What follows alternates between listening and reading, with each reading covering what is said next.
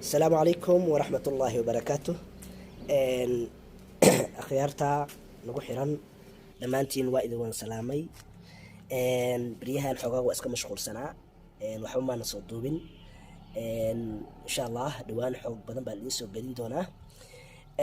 maantay waxaan la wadaagi doonaa geed aad u muhiimsan beeraleyda anfacaya dadka caadiga anfacaya meel walbaba maartay faa'iido badan leh inta taqaano oo sawirkan u jeedo way arkaan geedkan ubaxa quruxda badan leh aadka u quruxda badan carafta badan caleentiisa kolba sidaad u waraabiso waa in wada tusi doonaa iyagoo qalalay mirihii waa kuwana oo diyaar ah kuwan hadda abuur bay gaareen noocaana waa iska maartay nooc kale ubixi oo diyaar ah oo hadda booq soo saaray ubixi kala furfurmaya caleentiisana waa taasaa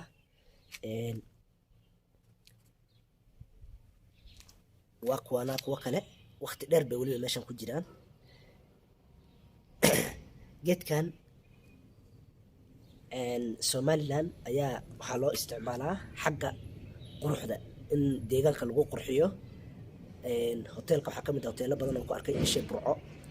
iyo aad uga baxaa hargeysa waan ku arkay meelo badan baa ku arkay dadku waxay u isticmaalaan in ay qurux u isticmaalaan oo ku wareejiyaan hoteelada iyo maaragtay meelaha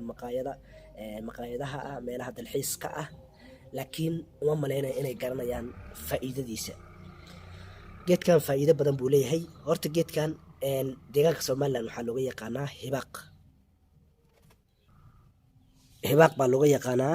aniguna waxaan u aqaanaa riixaan inta taqaano Soomaalida kale kulli anagu waxaan u naqaanaa inta ila garanayso iyo kulli lahjad waa lagu kala duwanaan karaa inagu riixaan baa u naqaanaa Somaliland waxaa looga yaqaanaa hibaaq baa looga yaqaanaa waa aad buu caraf badan yahay markaad fiiriso caraftiisa waa yacni waa زائد يعني حرفتيسا عرف way dhaaftay يعني inta garanayso qofkii arkay ka soo qaad essential oil waxyaalaha la dhahayo saliidaha laga waxeeyo carafta badan saas oo kale ama barafuunka laga waxeeyo kale saas oo kale waaye barafuun inuu leeyahay moodaa faa'iidooyinkiisana insha Allah waa idin sharaxayaa geedkan English waxaa loo yaqaanaa Siam Queen ama waa basil siiba wuxuu aad uga baxaa ذاي وكبحها ودنك تايلاند ثاي باسل الله تايلانيسكا waxay u isticmaalaan inay isku daawayaan waxyaalo badan herbs ahaan u isticmaalaan yani dhirtan la isku daaweeyo dhirka herbs ka loo isticmaalo spices ka loo isticmaalo iyo xawaashaad ka loo isticmaalo kamid yahay adduunka dhan waaba ka qaali ka yahay laakiin inagu faa'iidadiisa ma garanayno intaan horta faa'iidadiisa galin geedka laba nooc u kala baxayaa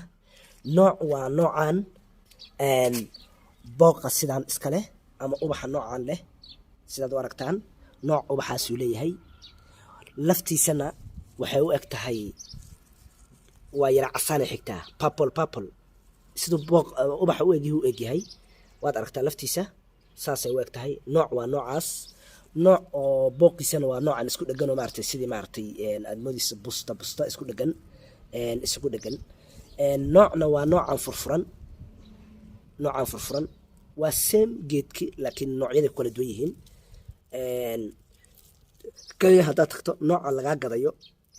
oo maaragtay suuqa lagu gado xaraftaan oo kale xataa malaha noocan ubixiisa saas u furfuran yahay waad aragtaa caleenta inkastoo purple zaa'ida ma aha kan casaanka yani asagoo yar buu ku bilaabanaya ubixiisa laakiin kan ubixiisa casaanka ku yar carafta laakiin waa ka siman yihiin caleenta waa ka siman yihiin haddaad fiiriso caleentan sida u eg tahay noocan iyo noocan waxba kuma kala duwana just waxay ku kala duwan yihiin waa booqa iyo lafta yacni tan more of waxaa waaye green buu xigaa waxaa ku yar casaanka ku yar sidaa u aragto marka labada nooc buu geedku kala baxaa caraftiisana markaad xaggoo kala marayso iyo caraftiisaa ku dilayso haddaan usoo gudbo dhanka faa'iidadiisa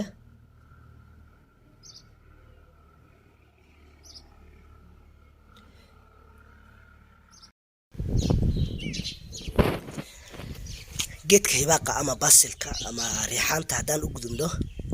faa'iidadiisa horta marka koobaad geedkan adduunka waa laga ganacsadaa, wuxuu ka mid yahay herbska ama xawaashaadka adduunka ugu qaalisan buu ka mid yahay oo aad loo isticmaalo. wadanka waa aad looga isticmaalo oo adduunkana ay isku daaweeyeen xataa daawo ahaan u isticmaalaan waxaa waaye Thailand wadanka la dhahayo. geedkan horta wuxuu ka baxaa dhulka hooska leh, yacni hoos galbeed kale weliba siiba hoos galbeedka dhulka leh buu yuu ka baxaa, si fiican ugu baxayaa inkastoo banaanada xataa ku bixi karo. waxaa laga isticmaalaa يعني markii aad waxaynaysa abuurka miraha laga waxeeyaa, mirahana badanaa waa inaad ku waxaysaa meel hoos leh kusoo korisaa, kadib aad u gudbisaa meel aad ku talaali lahayd u waxaysaa. waa geed adkaysi badan aad u fiican, biyo badanna kaama rabo, biyo dhexdhexaad u kaa rabaa. sidoo kale inaad isticmaasho haddaad rabtid yacni oo waxaad samaynaysaa qudaarta markaa karsanayso kale waad ku daraysaa, caraf wanaagsan buu siinayaa. sidoo kale markaa hilibka karsanayso kale waad ku daraysaa, yacni kaba soo qaad raashinkoo dhan wuxuu sameeyaa muxuu ahaa wuxuu u sameynayaa yacni kalarkan uu ka bedelayaa oo kalar wuxuu ka dhigayaa caraf badan. saliidaha lagu darsadaa, saliidda caraf buu kugu yeelayaa, weliba siiba ubixiisa saliidda ku darsan kartaa sidii lavender oo kale waaye. maxaa ku soo haray shaaxa ama juuska waa kula shiidan kartaa, macmacaanka kale markaa shiidanayso waa la shiidanaysaa, waa isticmaalaysaa. yacni faa'iiduu leeyahay marka dhiigu kuu sifaynayaa. faa'iidooyinkiisana insha allah yacni isticmaalka hadda ka hadlayaa. waxaad samaynaysaa caleenta qayb hadda soo goyso yaad muxuu ahaa ayaad ku darsanaysaa, shaaxa ku darsanaysaa, cabayso marka badanaa sharaabka shaaxa kulul oo kale aroortii ama subaxi ama habeenkii aad buu u wanaagsan yahay. faa'iidadiisana waa taaban doonaa. faa'iidooyinka uu leeyahay beeraleyda marka ka soo hadlo waxaa ka mid ah greenhouse-ka ama meesha qudaarta ku beeraysa geesaheeda ku beer, kula beer, dhexda oga beer. wuxuu sameynayaa cayayaanka oo dhan buu cayrinaya sababtoo wuxuu leeyahay caraf zaa'id ah. wuxuu kaloo soo dhaweynayaa oo u fiican yahay dadka dhaqda shinnida, dadka shinnida dhaqdo oo xanaanaysto aad buu u fiican yahay. ubaxeeda waxbay ka qaadataa, waa daawo miiran. shinnida aad buu u jeceshay, waxyaalahaas shinnida soo jiito ka mid yahay. beertaada xataa haddaad ku beertid shinni badan buu keenayaa. maxaa kaloo oo muxuu ahaa uu ku fiican yahay waxaa waaye waa taa sheegay cayayaanada dhan buu cayrinayaa. marka greenhouse haddaad leedahay, greenhouse-ka geesihiisa oo dhan kula wareeg muxuu ahaa ku abuur. yaanya haddaad beertay, qudaar kale haddaad beertay geesaha uga abuur. waxyaalahaasuu beeraleyda ugu anfacayaa. sidoo kale waxyaalaha kale oo cayriyaa la leeyahay waxaa ka mid ah bakaylaho kale ma jecla xaruftiisa, meel oo caraf ku leeyahay ma jeclo. dabangaalaho kale sidoo kalena way qoraan markoo kale, laakiin waa tijaabin kartaa. sidoo kale deeradoo kale ma jeclo, ama sagaarada sidaa dhahdidba intaba ma jeclo, cayayaanada badankood ma jecla. faa'iidooyinkiisa haddaa u gudbo, geedkan wuxuu leeyahay fitamiinaad badan aad u badan iyo minerals waxyaalaha loo macdanta jirka, macdan badan buu leeyahay oo weliba jirka u fiican. waxyaalaha u fiican yahay waxaa ka mid ah geedkan muxuu ahaa jir ololka, dadka jirka ololo kale uu fiican yahay markay raashinka ku darsadaan, shaaxa ku darsadaan, sharaabka ku darsadaan. wuxuu kaloo hoos u dhigaa blood pressure-ka ama dhiigkarka iyo hoos u dhigaa. wuxuu kaloo la dagaalamaa free radicals waxyaalaha la dhaho free radicals, yacni qoraxda kuleylka ay sababto, kuleylada ay sababto maaragtay iyo waxyaalahan maaragtay kuleylada ka dhasho yuu u fiican yahay. sidoo kale wuxuu fiican yahay dadka sokorowga qabo, macmacaanka dadka qabo aad buu ugu fiican yahay, isagana hoos buu dhigaa sokorowga ama macmacaanka dadka qabo. sidoo kale waxyaalaha kale uu ku fiican yahay waxaa ka mid ah antibacteria resistant buu leeyahay, yacni bakteeriyada ka hortagaa. qofka isticmaalkiisa badsadaa bakteeriyada way ku yaraanaysaa. marka waxaan rajeynayaa insha allah dadka Soomaaliyeed inay geedkan ka faa'iidaystaan, ay beertaan. kolley qofkii rabo Somaliland oo kale way ka buuxaa, dad baa u dirsan kartaa. xataa dadka qaarkood waxaan dhihi lahaa mirihiisa aruuriya ka ganacsada, package gareeyo, taas aad u wanaagsan. anintaasaa dhihi lahaa dadka ha la baro, dadka cafeteriaga iskale dadka ha ugu daraan shaaxa iyo maaragtay adduunka waa la isticmaalaa, qaaliga kaya waa la dhoofiyaa. kenya hadda asagoo fresh ah yaa la dhoofiyaa, everyday waa la dhoofiyaa. intaas oo tana la dhoofinayaa, intaasoo kg baa ka wadaa yaa la dhoofinayaa. dad baaba beera wax kale ma dhaqdaan isagaan iyo waxyaalaha maaragtay habska kale ay dhaqdaan, yay beertaanba yacni. marka waa nimco ilaahayna siiyey ha laga faa'iidaysto geedkan faa'iidooyinka ay soo sheegay buu leeyahay marka nimcada aad haysatiin ka faa'iidaysto waa wax beerihiinana anfacayo idinkana anfacayo maaragtay oo faa'iido leh sababtoo waxyaalaha dadkii baryahan waxaa ku batay dhiikarkii waxaa kaloo batay macaankii baa batay dadka jirkooda kale fitamiinkii baa ku yar muxuu ahaa macdantii baa ku yar sidoo kale bakteeriyada baa iska badatay cuntooyinka la cunaya yaa sababaya marka waxyaalahaas oo dhan u fiican yahay in la isticmaalo geedkan oo dhaqan laga dhigto wax walba lagu darsado insha allah ha la sameeyo ha laga ganacsado wuxuu ku fiican yahay geedkan in isagoo fresh aad isticmaasho caleentiisa oo fresh ah inaad soo goyso kadibna la isticmaalo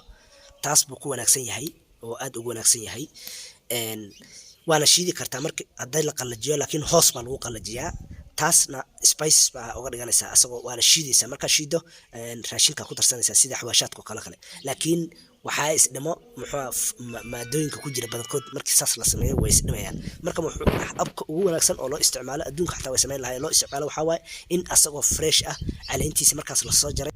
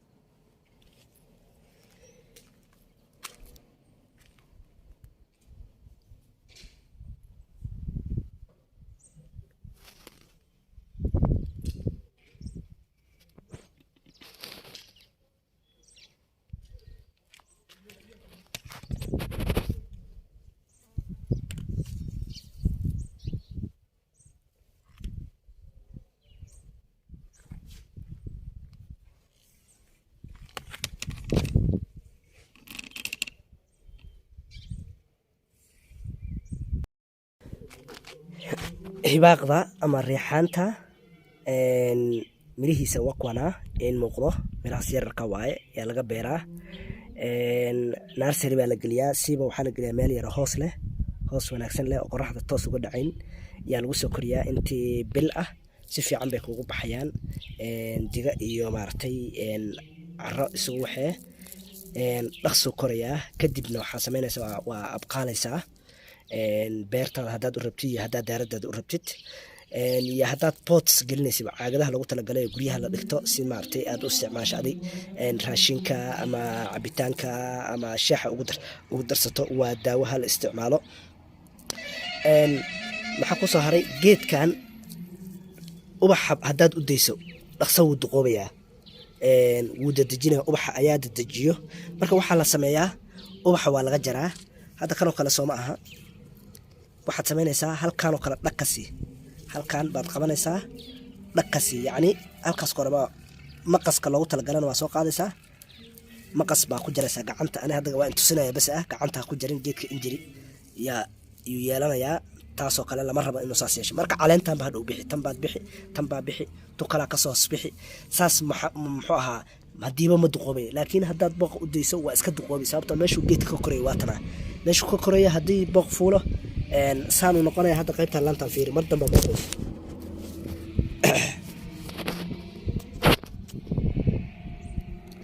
laantan fiiri hadda markaad laantan fiiriso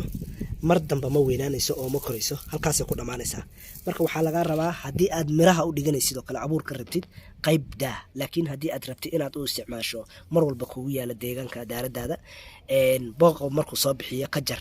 qaybna haddii aad qurux haddii u isticmaalayso qaybna ay ku badan yihiin qaybna qurux u isticmaalayso qaybna aad u isticmaalayso uusan kaa duqoobin